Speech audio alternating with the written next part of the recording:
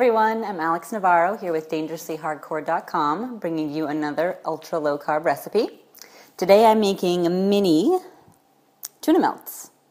Really easy recipe, and I kind of stumbled across this one day when I just was really hungry and I didn't have a lot of things in the house, but I had a tomato, a can of tuna, and some cheese. So I literally just threw it together and came up with this awesome little tuna melt. And what's great about the tuna melt is I use tomatoes as the base. You don't need any bread. And they're just really easy. So stay tuned while I show you how to make it. So we have all our fixing here for our tuna melt. So what I have is Greek yogurt. And you can use sour cream if you want. This recipe originally called for mayonnaise, but I've never been a really big fan of mayonnaise. So I found that the Greek yogurt gives it a really nice little tangy taste. But use whatever you want. I also had one large beefsteak tomato, and I cut it in nice, big, thick slices. I have one celery stalk that I just chopped up really roughly, nice small pieces. I have 2 slices of provolone cheese that I'm going to put on top, and I have 1 can of albacore tuna. And I made sure that you want to make sure that you drain out all or as much of the liquid as possible so that it doesn't get soggy.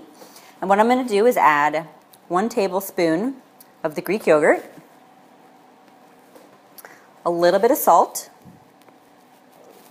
a couple grinds of fresh pepper,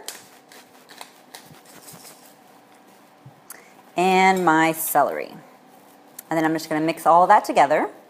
And if you wanted to, depending on what kind of cheese you use, if you wanted to use a shredded cheese, you can even mix some of that shredded cheese up in with the tuna and put it on top. But I'm using the slices, so I'm not going to do that today. I'm just going to lay down a couple slices of my tomato. I'm just going to put them side by side.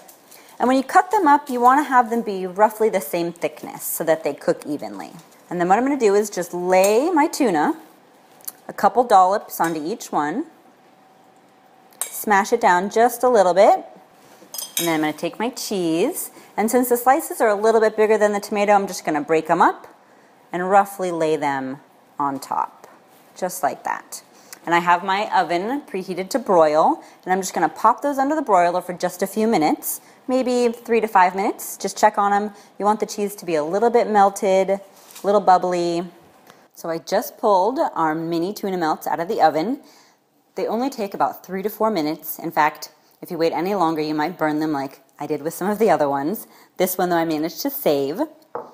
And what's nice is the tomato just gets a little bit cooked, but not too much to where it's mushy, so you still get the crispness of the tomato, and the celery gives it a really nice little crunch every once in a while. So I'm just going to break this guy open.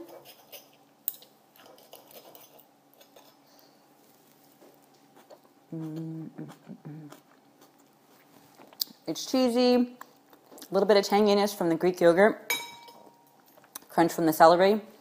It's a winner. Give this a try at home.